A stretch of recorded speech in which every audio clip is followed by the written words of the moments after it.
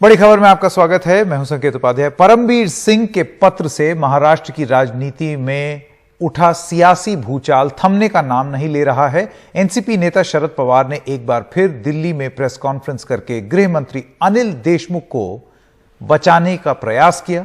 पवार ने सवाल किया कि जब फरवरी महीने में देशमुख कोरोना की वजह से अस्पताल और फिर नागपुर में क्वारंटीन थे तो सचिन वजह मिले कैसे। परमबीर सिंह की धमाकेदार चिट्ठी के जवाब में अस्पताल के दस्तावेज।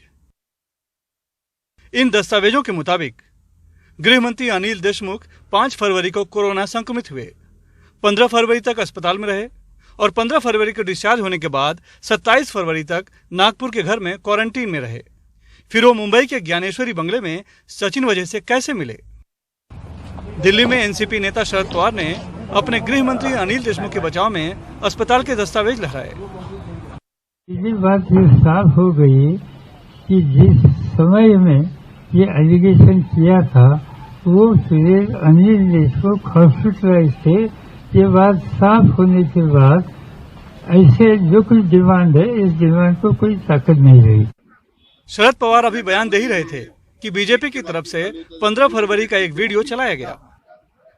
वीडियो गृह मंत्री अनिल देशमुख की प्रेस कॉन्फ्रेंस का था। कुछ देर के लिए शरद पवार भी सकते में आ गए। प्रेस कॉन्फ्रेंस से 2-3 चीजें बहुत साफ हो गई है। पहला कि अनिल देशमुख का इस्तीफा नहीं लिया जाएगा, ये चीजें अभी तक बिल्कुल साफ है। उन्होंने जोर देकर ये कहा कि आज जब दस्तावेज मेरे पास हैं हॉस्पिटल के, तो उस आधार पे मैं कह रहा हूं कि जो टाइमलाइन जो पूर्व सीपी मुंबई के हैं उन्होंने जो टाइम फ्रेमवर्क का जिक्र किया है मिड फरवरी का, वो कहीं से सटीक नहीं बैठता। यानी सीधे तौर पे शरद पवार एक तरीके से अनिल देशमुख के बचाव में उतरे।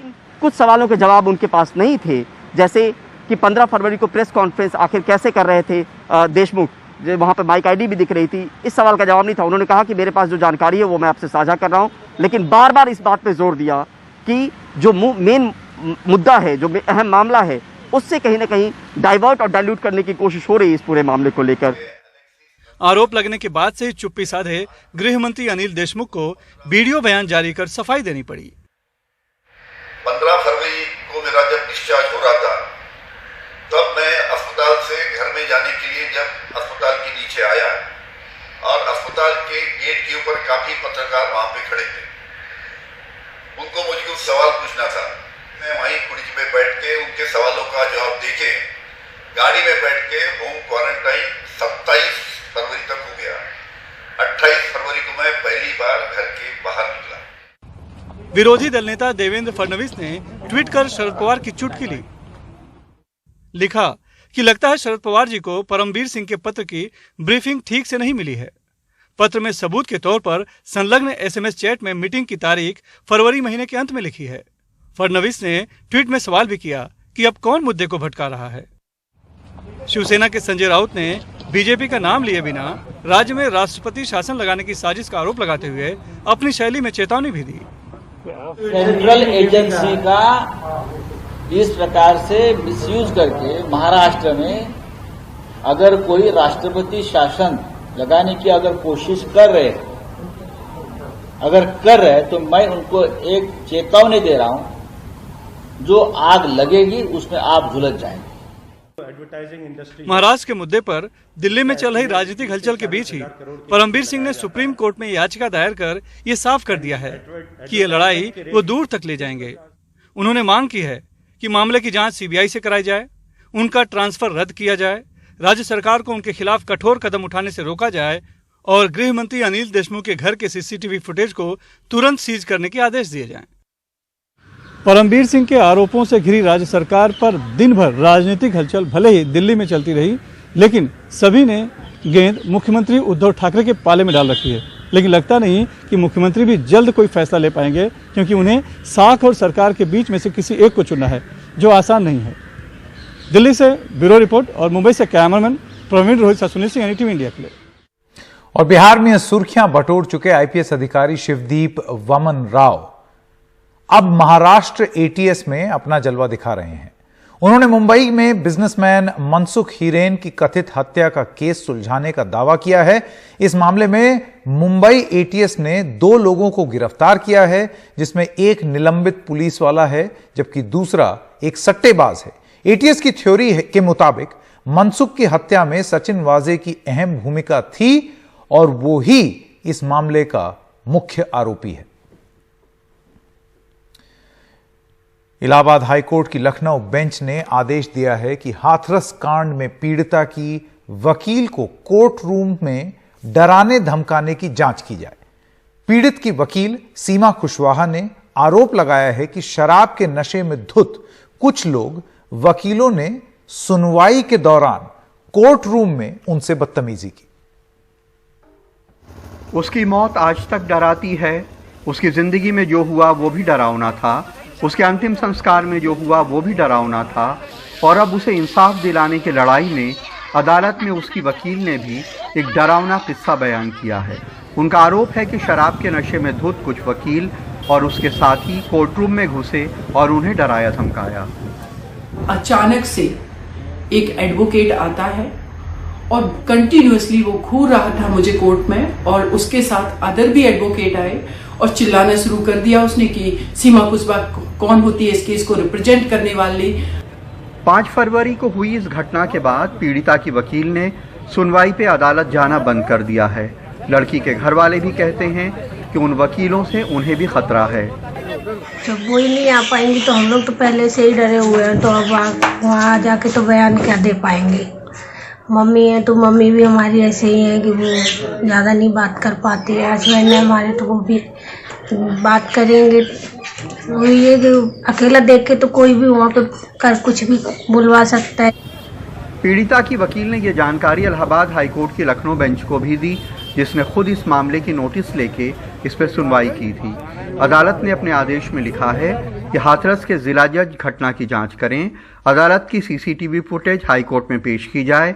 हाईकोर्ट के हुक्म के बिना सीसीटीवी फुटेज डिलीट ना की जाए। सीआरपीएफ के आईजी पीड़ित परिवार की सीआरपीएफ सिक्योरिटी से जांच करें। इस बीच सुनवाई हो तो जिला जज निष्पक्ष सुनवाई सुनिश्चित करें। ये बहुत संगीन इल्जाम है और अगर सच है तो इस बात का सबूत है कि कैसे पूरा क्रिमिनल जस्टिस सिस्टम चरमरा रहा है, जिसे ठीक करने की बड़े पैमाने पर जरूरत है। हाथरस में अश्विनी और लखनऊ में कैमरामैन राजेश गुप्ता के साथ कमाल खान, एनडीटीवी इंडिया। और यूपी की ही आपको एक और खबर बता दें। यूपी के बस्ती जिले में एक दरोगा दीपक सिंह को आज गिरफ्तार कर लिया गया। दरोगा पर आरोप है कि एक लड़की ने धमकी के बावजूद जब उसके मोहब्बत नहीं की तो दरोगा ने लड़की और उसके घर वालों पर 8 फर्जी मुकदमे ठोक दिए। बस्ती के पुराने एसपी ने इस मामले की जांच की गई और फर्जी मुकदमे करने के मामले में दरोगा को क्लीन चिट दी गई। लाइन हाजिर किए गए दरोगा को फिर से बहाल भी कर दिया, लेकिन जब मामला तूल पकड़ा तो पहले एसपी हेमराज मीणा का तबादला कर दिया गया और फिर गृह विभाग ने इसकी जांच के लिए 4 बड़े अफसरों का एक कमेटी बिठाई।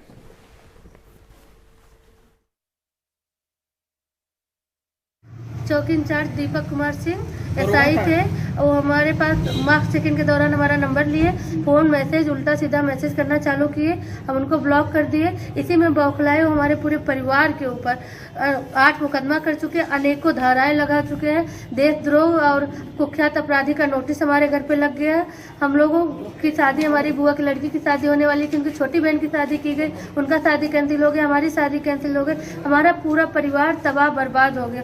बस थोड़े से न्याय की उम्मीद है कि हम लोगों को कहीं से न्याय मिलेगा। अगर नहीं मिला तो सुसाइड के अलावा और कुछ हम लोगों के पास चारा नहीं है। अभी जैसे चूंकि प्रथम दृष्टया उसमें उच्च स्तरीय जांच समिति गठित की गई थी, तो उनकी जो जांच रिपोर्ट है और जो प्रथम दृष्टया पाए गए साक्ष्यों के आधार पर दीपक सिंह के खिलाफ जो साक्ष्य प्राप्त हुए हैं उस आधार पर हमने उनकी गिरफ्तारी की है। आगे जैसे जैसे साक्ष्य आते जाएंगे उस आधार पर आगे की कार्रवाई की जाएगी। और दिल्ली में एलजी को ज्यादा अधिकार देने वाला बिल लोकसभा में पास हो गया। बिल में यह स्पष्ट किया गया है कि राज्य कैबिनेट या सरकार के किसी भी फैसले को लागू करने से पहले उपराज्यपाल यानी कि एलजी की राय जरूरी होगी। मुख्यमंत्री अरविंद केजरीवाल ने इस बिल को असंवैधानिक और अलोकतांत्रिक करार दिया है। कोरोना की वैक्सीन कोविशील्ड के टीकाकरण में केंद्र सरकार ने बड़ा बदलाव किया है। अब पहले और दूसरे टीकाकरण के बीच 6 से 8 हफ्ते तक का अंतर रहेगा। केंद्र सरकार ने यह फैसला एक्सपर्ट ग्रुप की सलाह के आधार पर किया है। अगर आपने कोविशील्ड की वैक्सीन ली है तो इसका दूसरा शॉट लेने के लिए 6 से 8 हफ्तों तक इंतजार करें। पहले इसके लिए 4 से 6 हफ्तों के बीच का अंतर तय किया गया था। केंद्रीय स्वास्थ्य मंत्रालय ने राज्यों को चिट्ठी लिखकर इसे तुरंत प्रभाव से लागू करने के लिए कहा है। स्वास्थ्य मंत्रालय ने कहा है कि दूसरी बार कोविशील्ड का टीका लेने में 6 से 8 हफ्ते का अंतर रखना बेहतर है। हालांकि इसे किसी भी सूरत में 8 हफ्ते से आगे ना ले जाएं। भारत में फिलहाल 2 तरह की वैक्सीन दी जा रही है, सीरम इंस्टीट्यूट की कोविशील्ड और भारत बायोटेक की कोवैक्सीन। तो समय अंतराल को लेकर यह बदलाव सिर्फ कोविशील्ड पर लागू है। कोवैक्सीन की दूसरी डोज जैसे पड़ रही थी वैसी ही पड़ती रहेगी। एंटागी यानी national technical advisory group on immunization और नेगवैक यानी national expert group on vaccine administration for कोविड-19 की तरफ से मिले सुझाव के बाद यह फैसला किया गया है। अब तक कोविशील्ड की करीब 4 करोड़ 19 लाख टीके दिए जा चुके हैं।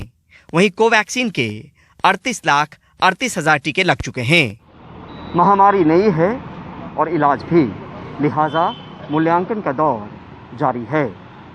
नई दिल्ली से परिमल कुमार, एनडीटीवी इंडिया।